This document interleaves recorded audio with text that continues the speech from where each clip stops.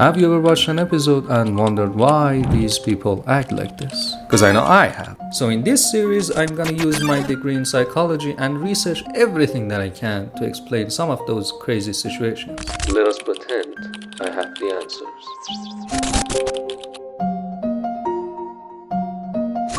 This is a 37-year-old man writing in, why is my wife, 30-year-old woman, jealous that my ex-wife has found love? My wife is kind of obsessed, stalking and following my ex-wife since she told us that she was engaged. Apparently my ex has been seeing this guy for a while, but since she's a mom, she didn't want to make it official until everything is serious so as not to confuse the children. My wife is in shock and her first reaction to the news is, who is this loser then? But the new guy seems really nice, and instead of being glad that at least her stepchildren would have a good man in their mother's life, my wife is very irritated and angry. I would even say jealous. She isn't following my ex on Instagram, so she can't follow the relationship, so she sent the new guy a follow request. I confronted her and she denied being jealous or obsessive. I told her that we should be happy since my children will have to live with this man, and it is a good thing that he is good to their mother and that she's in a happy relationship. It benefits everyone. She asked me, who in his right mind would want her? I was surprised because why would she not think any human, let alone someone like my ex, is worth love? I told her probably plenty would because she is a kind and pleasant person. All hell broke loose and she started calling my ex names. Can anyone help me out here? Looks like she's running a kind of mental scorecard. If the ex was truly awful, then my husband must be the prize. But if the ex has moved on, found a good partner, and is happy, maybe she wasn't the problem. So was he the problem? And if he was, what does that say about me for choosing him? This thought feels threatening. And the quickest way to shut it down is to trash the ex, to re-establish the ex as the villain, and by extension her choice of him as valuable. It's a defensive move to protect her own self-esteem and the image she has of her relationship. Also, in terms of jealousy or envy, this is a bit tricky, but it leans toward envy. The ex-wife's happiness shouldn't impact her directly, but it stings her anyway. Even if we would have called this jealousy, it isn't a romantic kind of jealousy. It's existential. She's guarding her sense of worth and the narrative that keeps her relationship feeling safe. The real work isn't convincing her that the ex is nice. It's helping her feel secure enough that another woman's happiness doesn't threaten her own. Am I overreacting for being offended that my parents called a little girl the cutest little girl they had ever seen? Oh. I think voice inflection matters a lot here. They said it very emphatically and with purpose, as if they meant every word sincerely. Context: at my brother's wedding, the bride's 4-year-old niece was the flower girl. I was 26 at the time. I get it. It sounds like I'm jealous of a 4-year-old, and I'm not. She was an adorable little girl. I also understand that families sometimes kiss the keisters of their in-laws to establish or retain good family relations. The way they said it with such absolutism just rubbed me the wrong way. She is the cutest little girl I have ever seen, they fawned over and over again. I'm their only daughter, so I felt some kind of way about it. Just standing off to the side like, great. I'm just not a fan of speaking in absolutisms to begin with. I tend to take things very literally. I avoid saying things like, that's the best wedding/party I've ever been to, because it could easily be overheard by someone else whose wedding/birthday party, retirement party I've attended. I don't know, it felt like a burn from my parents. Am I overreacting, or do my own parents think I wasn't that cute? I mean, why didn't they say cutest kid I've ever seen? Because that would contend with my brother. Why couldn't they have just said, she's adorable, so cute, she did a great job in her role? You can compliment without setting up a favoritism paradigm. ETA, they were speaking to the flower girl's grandparents. When we react strongly to something small, like a casual compliment given to someone else, it's often because it touches a much older wound. I think our first clue to finding this wound is in her response to one of the comments. Someone else said, did I miss something? Is this really about your parents making a compliment about a 4-year-old girl? I think of all the things someone could do to make you feel bad about yourself, that's really not that bad. I think it had nothing to do with you, and you'd probably be a lot happier not wasting your energy on such things. Yeah. You're essentially saying you'd feel happier policing what kinds of compliments your parents pay. That's what would make you happy? OP responded saying, no, what would make me happy is feeling like I was the cutest little girl my parents had ever seen, instead of being saddled with this lifelong inferiority complex. That right there, that's not about the flower girl. That's not petty jealousy. That's grief. I feel like she's aching for something she never fully got growing up. Not just praise, but the kind of unconditional, non-comparative love that makes you feel whole and safe in your parents' eyes. And we can see this based on her own comment. Maybe as a child she always had to fight and work for her parents' love and affection, which can make you a perfectionist. Because if love is contingent and only given when they behave a certain way, then the child may internalize this belief that I must earn love by being perfect. And that kind of upbringing leaves a mark. And I think that's why that kind of language feels like a betrayal to her. Because she had to grow up like there's only so much love and praise to go around. And then, all of a sudden, her parents give all of it to someone else, a random child. And so the most familiar conclusion that she can get from this emotionally is that I am not enough. Now I think this is the wound. So again, she feels all of those negative emotions that comes from this feeling of not being enough. But now that she's older, she can't really face that feeling head on. So instead, she gets hung up on the exact phrasing and she lashes out. Because when love feels like something you have to win, every compliment given to someone else can feel like a reminder that you lost. I, a 28-year-old man, am considering leaving my girlfriend, who's 29, after she catfished me as a prank. Me and my girlfriend have been together for 2 years. I've always thought she was very sweet and kind, and I really appreciate how much she loves me. And while she sometimes got a little jealous, I didn't think it was a big deal. Hell, maybe I even enjoyed being doted on like that. It made me feel really attractive, which I never really felt I was. Recently, we attended a work event organized by my company, and we met one of my coworkers there. She works at a different branch, and we hardly ever talk outside of work emails and calls, but we get along well enough. This event was my girlfriend's first and only time meeting this coworker. On the way back from the event and the following day, my girlfriend was acting a little weird. She kept asking me about a work wife and asking if I thought that coworker was pretty and other stuff about her. I knew my girlfriend could get kind of jealous, and I did my best to calm her down. No, that woman isn't my work wife. I don't follow her on any socials. I don't even have her personal phone number. I don't think she's more beautiful than my girlfriend, and I am happy with my girlfriend, etc. She seemed to relax, and things got back to normal. A few weeks later, out of nowhere, I got a follow request on IG. My account is private, from my coworker. I approved and followed back. Her account is also private. That account was almost nothing but a few pictures of her in swimsuits, uploaded very recently. It didn't look like anything overtly sexy, just normal vacation pics. But there was nothing but vacation pics. It seemed weird, but I didn't really care. Then a few days later, she DM'd me on IG. It was just small talk, and I replied, but it wasn't flirty or anything, in my opinion. She kept reaching out every few days, and eventually it did seem to get kind of flirty. I told her this felt inappropriate, and I was in a relationship, and I'd appreciate if we kept things professional, which she seemed okay with. My girlfriend seemed extra affectionate the days after that, and while I didn't suspect anything at the time, you can all probably see exactly where this is going. Still, at the time I was happy, and my girlfriend even seemed to be better regarding her jealousy. But then last week, I got a follow recommendation on my IG. It was my coworker's account. This one wasn't private and was just a normal IG account, and looking through it, that was where those swimsuit pics came from. Here they were, just a part of her normal IG account, which contained mostly normal pics and not just swimsuit ones. Then I put 2 and 2 together. Before confronting my girlfriend, I talked to that coworker at work and asked for her IG account, and she gave me her normal one, which I followed. And indeed, she gave no indication that we ever interacted on IG before. So it became clear I was being catfished.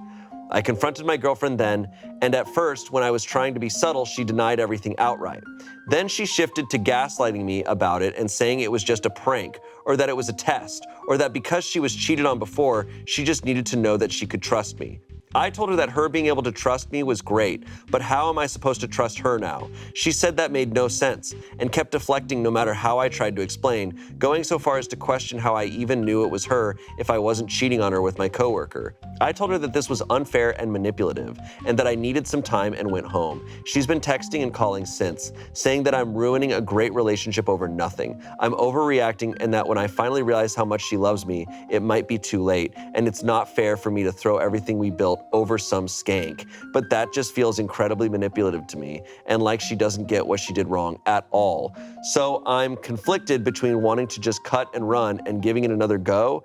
After all, we've been happy together for 2 years, but also, can trust be rebuilt after something like this? I think we've all seen people like this. Partners who are so jealous that they basically need constant reassurance that their partner still loves them, that they are not being cheated on. So it turns into these endless cycles of, do you still love me? Are you cheating on me? Are you looking at someone else? And these aren't just questions, they are fights, and they keep happening, and they will drain you. Like, this girl had to go as far as catfishing her boyfriend just to get some kind of base level reassurance that he wouldn't cheat. And when she gets confronted, she starts denying, gaslighting, deflecting, calling it a prank, which is so childish, right? And using these kind of primitive, immature coping mechanisms like this usually reflects very deep anxiety or fear. Like, a person who gaslights probably can't face their own actions, so they try to rewrite reality. A person who denies is overwhelmed by anxiety, shame, or loss.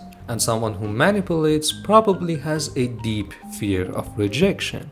And she does all of this because basically admitting what she did would mean admitting she was being toxic and even getting dumped. And that's too hard for her to accept, especially if her whole sense of self-worth is tied up in needing to feel wanted. The sad part is that this kind of insecurity, when it's that deep, is not something that one partner can just fix for the other. It takes both people working on it. And in this story, this girl doesn't even seem like she wants to change. It's like she has no self-awareness at all. But then again, why did this guy, the OP, stay with her this long? That kind of hesitation usually comes from somewhere, and usually fear of being alone pairs well with this kind of pattern of behavior. The jealous partner constantly demands reassurance, and the partner with a fear of being alone just keeps giving it, because losing the relationship feels worse than being drained by it. So they sort of lock into this emotional feedback loop where one person's anxiety feeds the other's insecurity and vice versa. It creates this illusion of closeness, but really it's just like mutual anxiety management. And it's hard to break out of because both people are getting something they think they need, even if it's costing them a lot. At the end of it, I think there are two lessons in this story. First, when a relationship starts needing tests, tricks, or games to prove love or loyalty, something is already broken. Real trust doesn't need to be checked like that.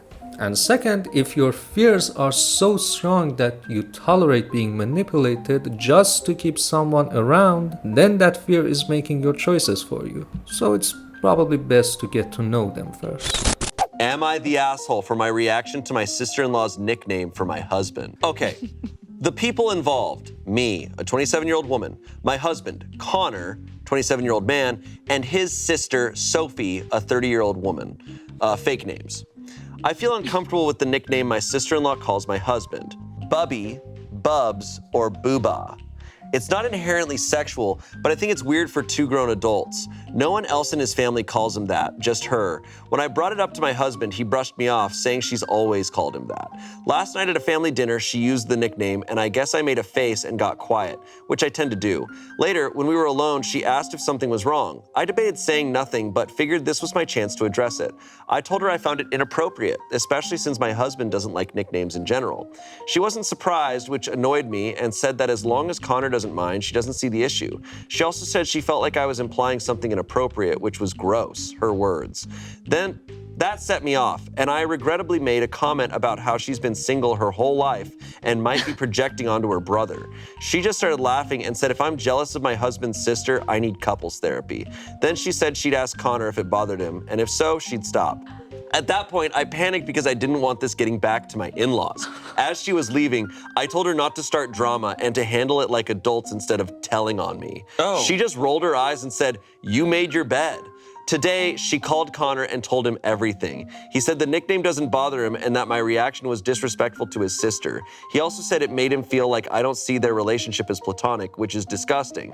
I told him I don't think he has bad intentions, but I can't say the same for his sister. That just made him more upset. Now he's being cold toward me. I know I didn't handle it perfectly, but I don't get why it's such a big deal. Their insistence on keeping the nickname makes me feel like something bigger is going on. So Reddit, am I overreacting? Should I push this or do I need to drop it? I think this is a story that shows us why things might not always be what they seem. Let me explain. This situation is a mess, right? We have an offended sister-in-law, we have a weirded out husband, and a projecting pseudo-pervert wife that implies there's something going on between the first two. Again, a mess. But at the same time, in the comments of this post, she was so open and understanding and willing to say, "Oh, I didn't know that, I fucked up. I am the asshole." Comments. You're the asshole. I live in the South. I can't throw a rock right now and not hit at least 5 Bubbas. Yeah. The female version is Sissy. Every little kid down here calls their brother Bubba or Bubs or their sister Sissy or Sis. It's literally the most common nickname in this region. If you yell it at Walmart, you'll get the attention of all the shoppers. What's gross though is you thinking something more than sibling affection is going on here, and you do need to work through that ASAP. Oh, and FYI, I have at least 2 cousins older than 55 that are still known as Bubba. OP responded, "This genuinely helps a lot. I'm not from the US and an only child, so this is all new to me. His family is originally from the South, so that context makes a lot of sense." Another person said, "You're the asshole. You sound like a jealous kid with a schoolyard crush, not an adult in your late 20s. What they call each other is their business, but the real problem here is that it sounds like you never brought this up to your husband before you going to his sister. Marriage is about communicating. If it made you uncomfortable, he should have been your first port of call, or at least you should have brought it up right after you talked to her rather than waiting for him to find out." OP said, "Just to clarify, someone mentioned this earlier, but it got lost in the comments. I wrongly assumed that Bubby was a mix of hubby and brother, which is why it felt strange to me. I'm an only child, my family doesn't use nicknames, and I'm not from the US, which doesn't mean I was right, but I do think it's an important context. I'll talk to Connor ASAP to clear things up because yeah, I'm obviously the asshole here." And to me, that's actually a sign of self-awareness, which actual assholes don't usually have. Assholes don't have self-awareness. So what kind of alternative explanation could we find for her behavior? I can't just say that this was an insecurity thing, she was just salty or something like that, but I think the reality might be a bit deeper. I think their marriage has a flaw and they feel distant. Again, this came to me when I saw how quickly her misunderstanding got solved in the comments, because that means her conversation with her husband was shorter or had less impact than 2 strangers commenting on her Reddit post. And she basically confirms it herself when she says, "I brought it up to my husband and he brushed me off." So she probably feels an emotional gap between herself and her husband. And when you consider that she comes from a different cultural background, you can see what made her feel this way and what she was actually projecting. She was jealous of that closeness, of that intimacy between her husband and his sister, because I think she doesn't have it. "I was once again left out of my daughter's birthday pictures and I'm done talking to my husband about it." Oh, Oh no. this is sad. Pretty much as the title says, my daughter turned 5 in the middle of last week, but yesterday we had her birthday party. We had it at the local trampoline park since that's her favorite place right now. Because of my husband's work schedule, I did the majority of the planning. He did contribute financially, but I planned the theme, made the party reservation, ordered the cake, made the party favors, etc. My daughter is a huge daddy's girl, and thus he is the favorite parent. She's only 5, so I don't hold it against her by any means, but it still definitely hurts. For health reasons, I can't jump with my daughter, but my husband was. They both had a great time, and so did the other kids that were there. But just like previous years, I'm the one behind the camera. I take all the pictures every year and I'm not in any of them. I've spoken to my husband about my feelings before, but all I get are empty promises of how he will do better. Last year, we rented a room at the local conference center for her party, and I asked my grandmother to take pictures of me and my husband holding our child while we sang happy birthday and cut the cake. Instead of pictures, she took a video. Once again, no pictures of me. Call me old-fashioned, but I like printing pictures for photo albums, and I can't exactly print off a video. So another year of no pictures. After yesterday's party, we decided to take her gifts home rather than open them at the party. The kids had a very limited time at the park, so rather than spend 20 minutes opening presents, we figured it would be better to take them home and open them there so the kids had more time to play. Even while opening presents, I was behind the camera. My husband didn't think once that I should be in any of them. By the end of the day, I was very upset, and I'll give my husband credit for knowing where I am. But then again, I wasn't really hiding it. I went to say goodnight to my daughter because I had to be up early the next day. He followed me to talk to me. He said, "What's wrong? What did I do?" I just looked at him and said, "It's what you didn't do for the 3rd year in a row." I went to the bedroom and he didn't follow me. I'm just done. I'm so sick of his empty promises of doing better. Besides little things like this, he's a good husband and an amazing father, but it genuinely feels like there are times when he doesn't think about me at all. And if anyone thinks, well, why don't you just ask him to take pictures? I shouldn't have to. I'd like to think that my husband would want pictures of me and our child together. The last picture I remember him taking of me and our daughter was in a restaurant on my 29th birthday, and I asked him to take it. I'm so tired of this. At any time, I could get sick or be in an accident and die, and the only pictures my daughter will have of me will be selfies I've taken, none of me on her birthdays or even holidays. Because of our crazy schedules, I won't see my husband again until next Sunday, unless he stays up all night to see me in the AM, which he sometimes does. Part of me wants to text him and lay it all out, again, but the majority of my thoughts is to just give up on it. I told my husband it's the 3rd year in a row, but it's probably been more than that. I don't recall seeing any pictures of me and her on her birthday or me even being in the background. I'm just so hurt and tired of it. Thanks for reading. Okay, so this one is such a beautiful presentation of the self-sacrifice schema. Schemas are basically patterns of living that people develop in their childhood, and they all have a core belief, like I gotta please everyone, or no one will ever stick around. And these patterns kind of make us think or feel or act a certain way as adults. So I think you can guess what the core belief of a self-sacrifice schema looks like.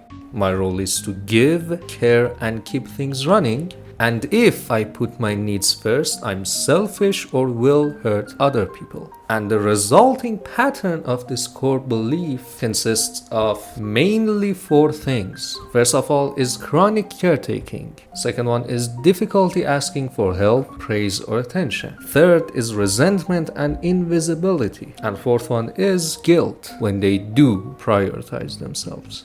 Basically, meet everyone else's needs, hope they'll notice hers spontaneously, and feel invisible when they don't. Now let's get back to the story. OP does all the organizing steps behind the camera and won't explicitly ask to be included, and then feels hurt and unseen. That is textbook self-sacrifice schema. So the missing photo isn't just a picture problem, it's shorthand for notice me. But here's the trap. Her husband may truly love her, yet still be oblivious. If she can't bring herself to state the need plainly, like, hey, take the phone and get a few shots of me with her, then she hands all the power to someone who's bad at reading hints. Then each birthday reopens the same wound and reinforces this belief that she's unseen. The bottom line is, she's craving spontaneous proof that she matters, and he's the kind of guy who needs direct instructions.